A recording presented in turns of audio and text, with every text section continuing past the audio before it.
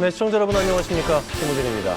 고령화 저출산으로 지방 소멸 위기감이 심각한 가운데 강원도의 인구 증가 가능성을 나타내는 지역 재생 잠재력 지수가 높은 것으로 나타났습니다. 코로나 시대 새로운 경제적 대안으로 귀농귀촌을 선택하는 인구가 늘어난 결과인데요. 귀농귀촌이 인구 절벽, 지방 소멸 현상을 반전시킬 대안으로 자리 잡기 위해서는 농촌에 정착할 수 있는 환경과 차별화된 지원이 우선돼야겠죠. 자, 긍정적인 가능성이 현실적인 지역 활력의 계기가 되길 바라면서 6월 30일 수요일 생방송 더 인사이드 시작하겠습니다.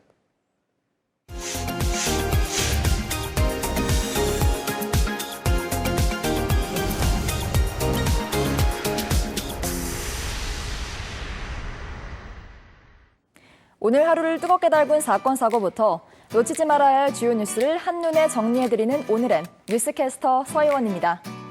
내일부터 인제와 고성을 잇는 미시령 관통도로의 통행료가 인근 6개 지역의 주민을 대상으로 전액 감면됩니다. 요금 감면은 차량 한 대당 하루 왕복 1회에 한해 적용되며 속초와 홍천, 양구, 인제, 고성, 양양 등 6개 시군의 주민을 대상으로 진행될 예정입니다. 한국토지주택공사가 강원도민의 주거 안정을 위해 공공임대주택 1,741세대를 공급한다고 밝혔습니다. 국민, 영구, 행복 등으로 이뤄진 공공임대주택은 올 하반기 철원, 춘천, 강릉을 비롯한 도내 여러 지역에 공급될 예정입니다. 폐업자에게 보증 만기 연장으로 재기의 발판을 마련하는 브릿지 보증이 내일부터 시작됩니다. 200억 원 규모의 보증 전환 자금을 갖춘 브릿지 보증은 폐업으로 보증 지원 자격을 상실한 연소득 8천만 원 이하의 사업자를 대상으로 실시되는데요. 일시 상환 방식이 아닌 5년 범위 내 소액 분할 상환 방식을 적용해 개인의 부담을 최대한 줄일 방침입니다.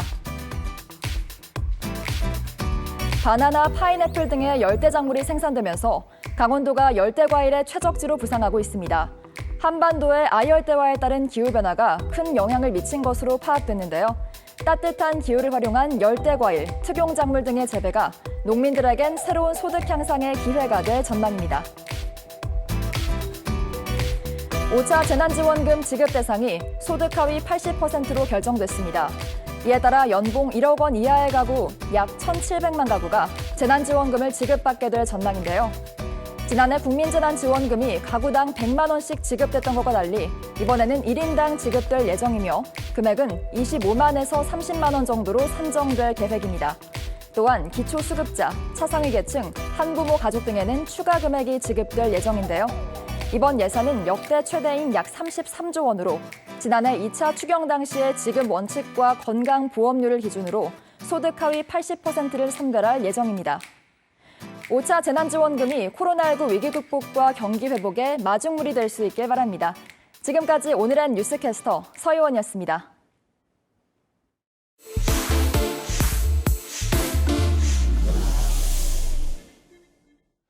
네, 주목할 만한 이슈를 기자의 시선으로 정리하고 팩트체크하는 시간입니다. 최경식 기자 나와 있습니다. 안녕하십니까? 안녕하십니까? 지난해 말 경찰법 전면 개정으로 자치경찰제가 도입된 지 6개월여 만에 내일부터 이제 본격적으로 시행이 됩니다. 강원도 같은 경우는 3개월 시범 운영에 들어가게 되는데요. 그야말로 자치단체에서 경찰의 설치와 유지 운영을 맡는다는 건데 준비가 잘 되고 있습니까? 네, 사전 준비 과정만 놓고 보면 강원도가 전국에서도 가장 순조롭게 준비해왔다고 볼 수 있습니다. 예. 지난 4월이었죠. 전국에서 처음으로 위원 7명으로 구성된 강원도자치경찰위원회를 출범시켰고요.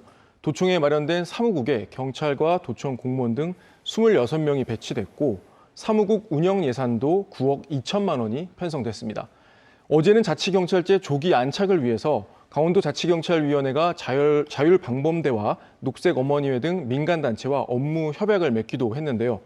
아직은 큰 틀에서만 규정과 계획이 정해진 상태여서 앞으로 새롭게 만들어가야 할 세부 규칙도 많습니다.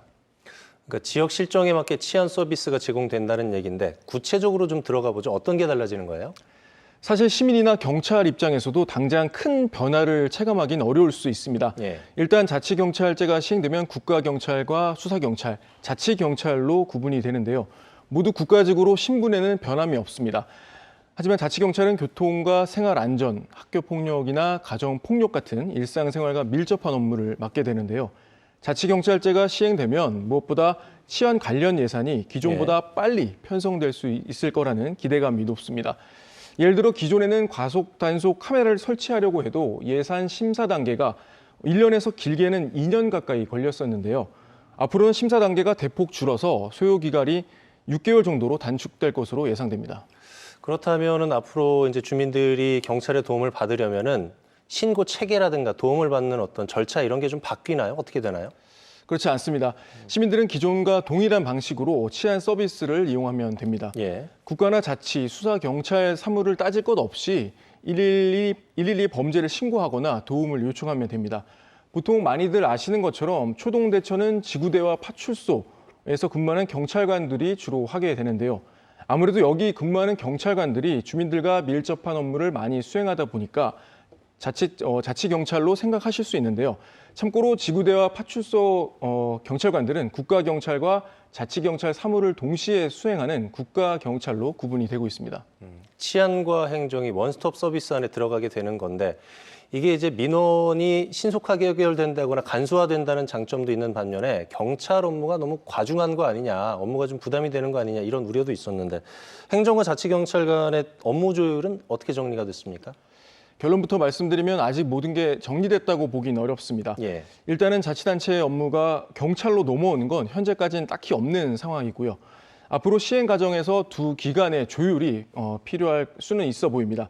다만 경찰이 주치자와 정신질환자들을 상대하고 보호 업무를 하는데 시간을 많이 뺏기면서 치안 공백이 우려된다는 현장 경찰관들의 의견이 많았었는데요. 앞으로 강원도에서는 경찰과 지자체, 병원 등이 협력해서 보다 신속하게 대응할 수 있는 시스템을 만들 계획입니다. 결국은 제도 자체가 잘 정착이 되려면은 예산 포함한 재정 문제도 그렇고요. 인사권 독립이라든가 정치적 중립성 확보 이런 세부 사항이 해결되는 게 굉장히 중요할 텐데 이 부분 어떻게 정리가 되고 있습니까? 네, 말씀하신 대로 현재 가장 우려되는 게 경찰의 정치적 중립성 훼손입니다. 예.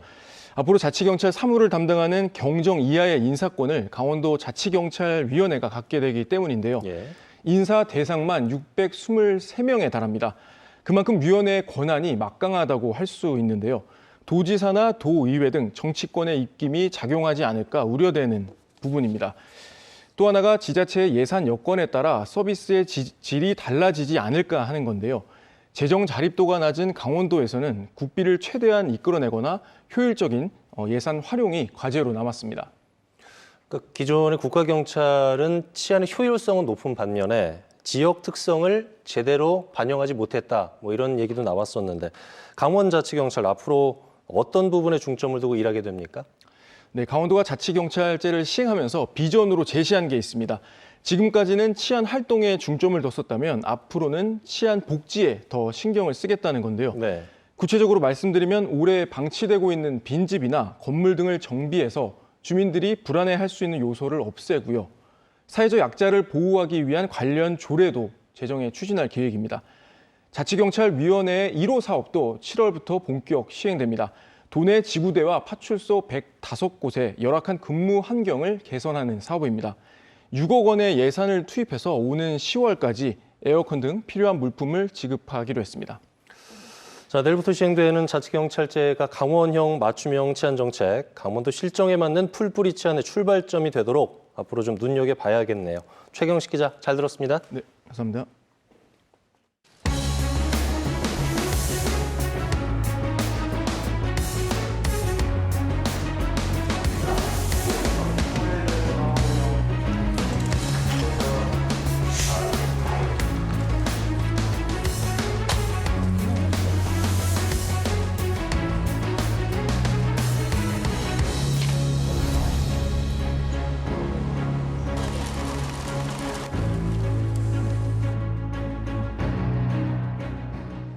네, 시사인 이슈 시간입니다. 내년 3월 9일은 대통령 선거, 이어서 6월 1일은 지방선거가 있습니다. 그런데 이 지방선거에서 정당 공천이 필요하냐, 여전히 논란이 지속되고 있는데 오늘 이 문제 짚어보겠습니다.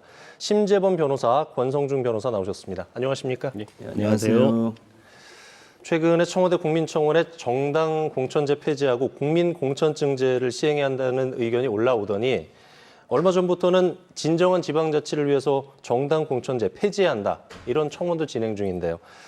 사실 지방선거 때마다 정당 공천제 폐지 주장이 계속 나오고 있는데 그 이유가 뭐라고 보시는지요, 심재범 변호사님?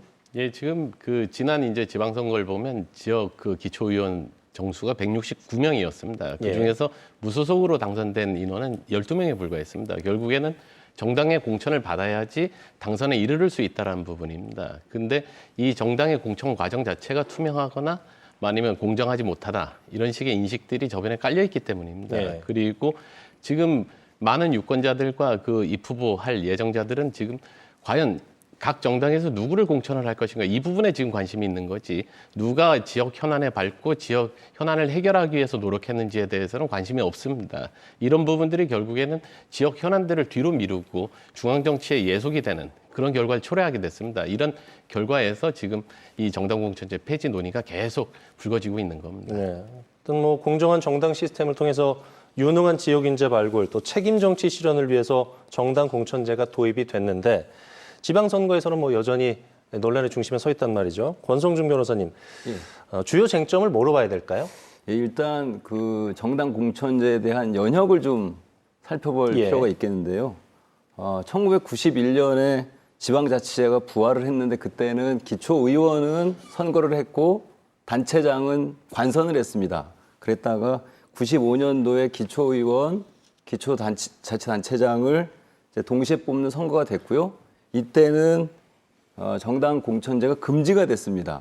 그래서 95년서부터 2006년까지 약 한 10년 정도는 공천제가 금지 이렇게 됐었고요. 2006년부터 이제 공천제가 다시 도입이 됐는데요.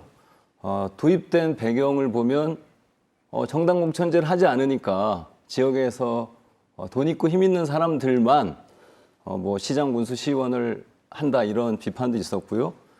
그다음에 후보가 난립하는 그런 문제도 있었고요. 그다음에 후보에 대한 정보가 부족해서 누가 우리 지역을 대변해야 되는지에 대한 어떤 정보가 많이 부족했던 그런 점들이 있었습니다. 그래서 2006년 당시에 사회적 약자인 여성, 노동자, 뭐 노인, 청소년들 이런 분들을 대변할 수 있는 그런 제도가 필요하겠다. 그리고 유능한 인재를 발굴해야 되겠다. 이런 어떤 문제의식이 생겨서 공천제가 도입이 됐는데요.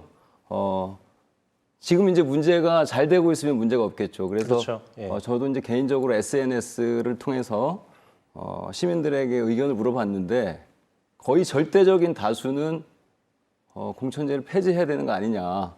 거기에서 어떤 분들은 무보수, 명예직으로 해야 되는 거 아니냐. 이런 이제 말씀까지 하고 계십니다. 그래서 그런 이유는 결국은 시의원, 시장, 군수님들이 민의를 제대로 대변하지 못하는 거 아니냐, 그리고 정당 눈치만 보는 거 아니냐, 그리고 소신 정치를 하지 못하는 거 아니냐, 이런 여러 가지 이제 비판 때문에 나온 것으로 보입니다. 네, 시민들의 의견에 대해서 방금 말씀해 주셨는데 두 분 의견을 좀 듣고 싶어요.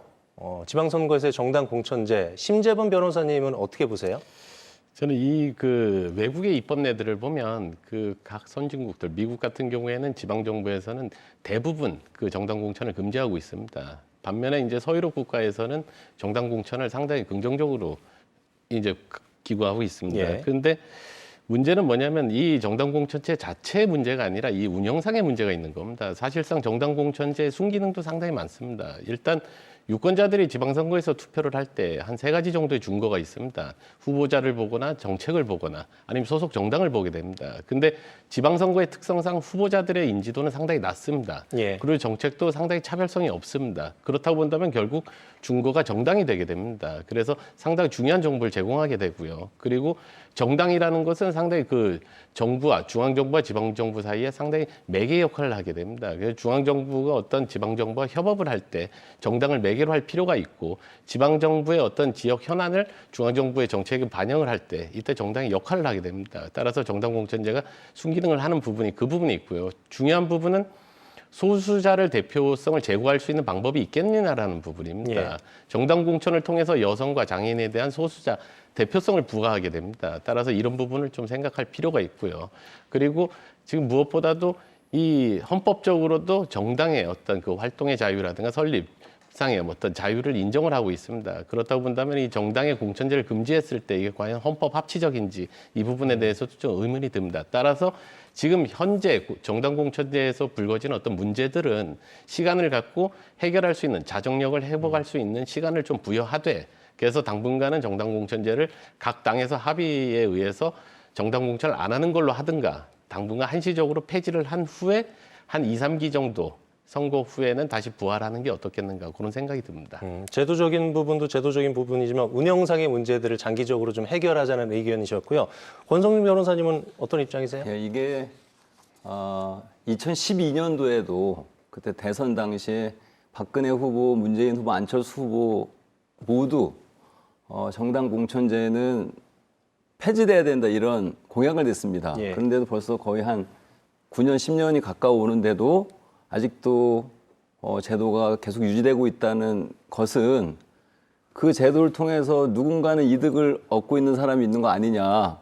그게 이제 누구냐 이렇게 뭐 단도직입적으로 말씀드리면 공천권을 사실상 쥐고 있는 국회의원들 아니냐.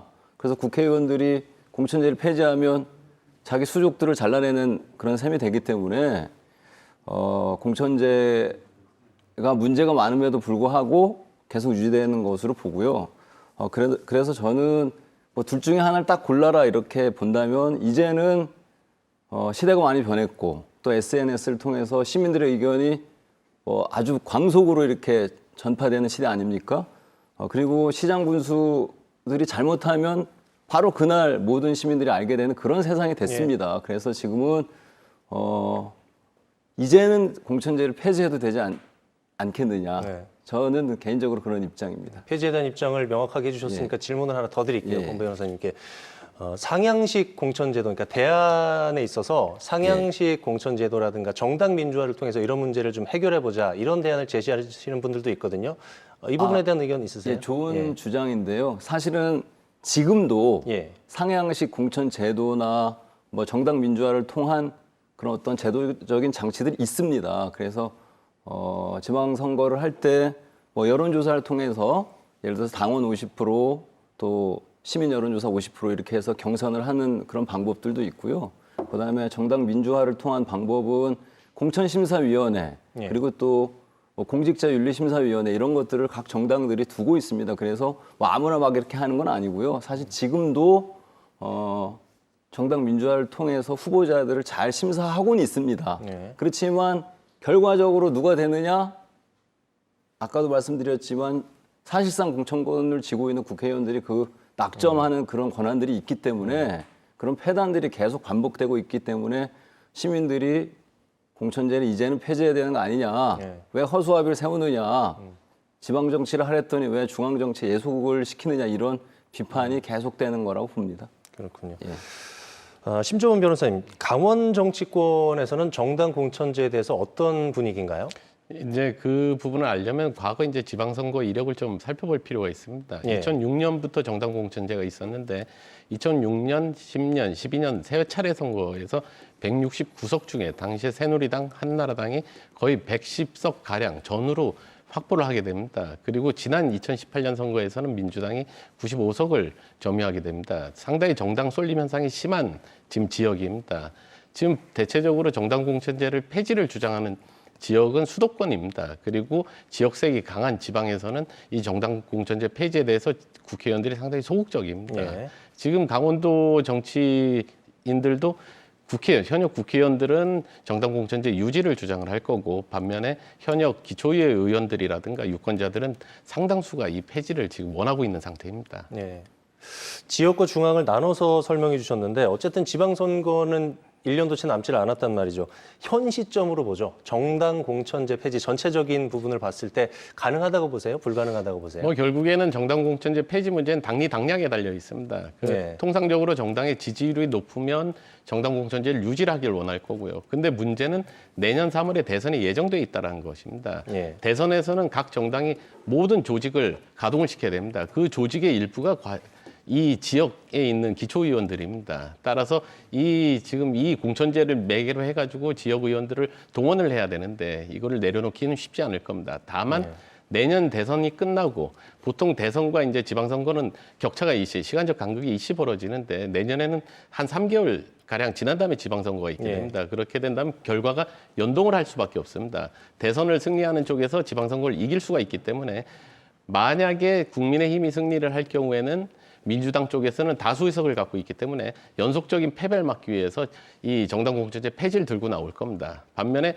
민주당이 승리할 경우에는 다수 의석을 점유하고 있기 때문에 지방선거까지도 권력까지도 잡아야 되기 때문에 정당 공천제 폐지는 어려울 것으로 보여집니다. 그렇군요.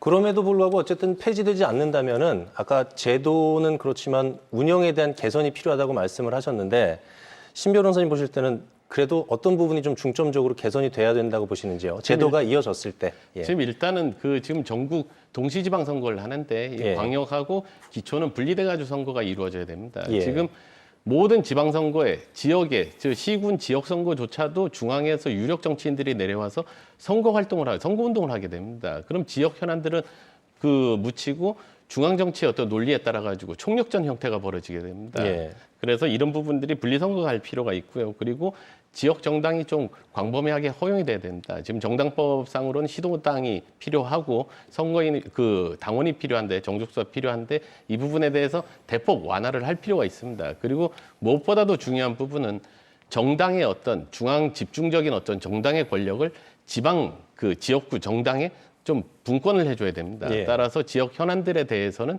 지역 자치적으로 좀 해결할 수 있도록 그런 역할이 좀 필요할 것 같습니다. 권성중 변호사님은 어떤 개선 좀 보고 계신지요?